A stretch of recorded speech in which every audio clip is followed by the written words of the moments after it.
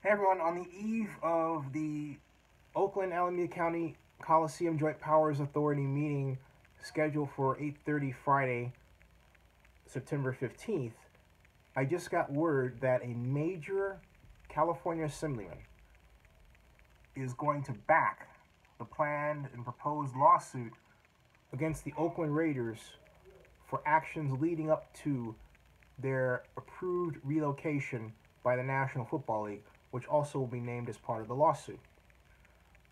This person is someone that I've known for some time, and I'm quite excited to hear the letter that will be read in the morning by the executive director of the Oakland Alameda County Coliseum Joint Powers Authority.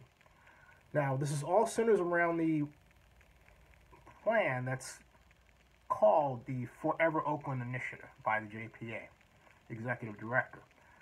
And the word, depending on who you talk to, varies from, well, the JPA is not going to support it, to there are some people who are upset with what they perceive Oakland District 7 City Councilman Larry Reed is going to do. Now, I've known Larry since 1993.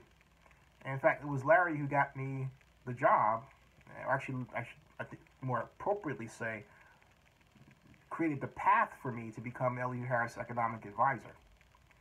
But I have to say something really of a personal note, and I want Larry to know this, okay? There was a time right after this is a digression, right after the Oakland fan rally, and a number of people were getting after Larry, and this is on video, about why he didn't agree to give the land, the Coliseum property, to the NFL and the engineer a way for the A's to basically, move off of it in a timely fashion. And build that, for example, Laney College, right? Or Howard Terminal. Now, Larry, I also chimed in, but I also said I have to be respectful of Larry, not just because of his station, but because of what he did for me. And Larry said, "What are you talking about? That was nothing. I mean, I didn't do, But he said it in a way, it wasn't jocular, like, yeah, I appreciate that, Zenny. It was more like, hey, that meant nothing to me. And it was the first time, and I'm saying this mindfully aware of this public presentation because I want it to be public. It's the first time that I heard Larry express a point of view regarding something that he did in a way where it didn't mean anything to him. That's how it felt. And I didn't realize it's the first time he said it, but when I went back to break out a video, or a series of videos from the live stream, I watched it one more time, just for reasons other than just nostalgia. And I looked at him, and I got that hit right there. You would say, why is that a big deal? For this reason. It's about loyalty and friendship. And Larry, over his history, has a tendency to make people feel like they so need him that, and Larry, I'm being very honest here, okay? Because I'm 55 years old, and it's time for honest conversation. That sometimes you put out this thing where sometimes you almost seem to enjoy that people need you. And you kind of, twist them a little bit with it. And that has been the case for some time.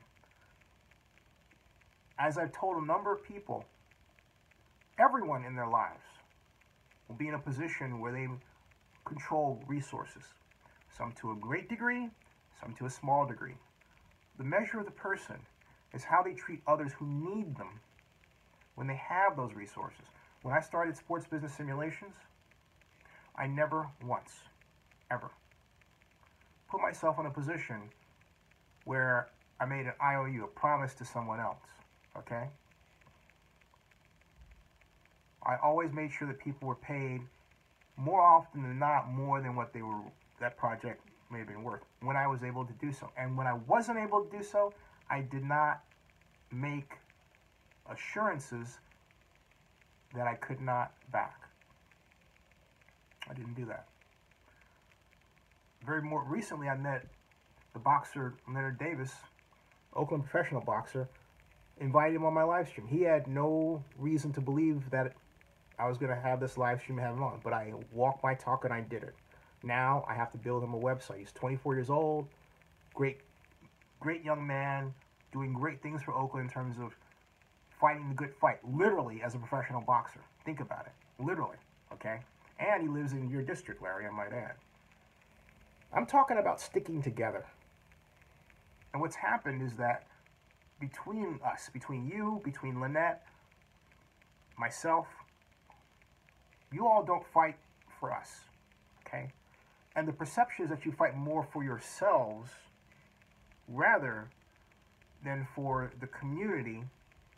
Or if you do fight for the community, it's for your friends and not people, your constituents, or the people who want you to treat them as if they really mattered. Okay? I'm only talking about perception. I can't pretend to know what's in your heart. But right now you have a group of people out there, a group of Raider fans, who are really, quite literally, begging for your help. Asking for you to listen. And your words against that cut them like knives. That's how it feels to them. It's not a good thing to do to people, you know? You may not even mean to do it. No one may have ever presented how you're perceived by some in this way. All right? It's always the golden rule. Do unto others as you would have others do unto you. That's the golden rule. And the question I have is, are you all following the golden rule? I'll leave that answer to you. But the answer to that has everything to do with this Raiders issue. Everything.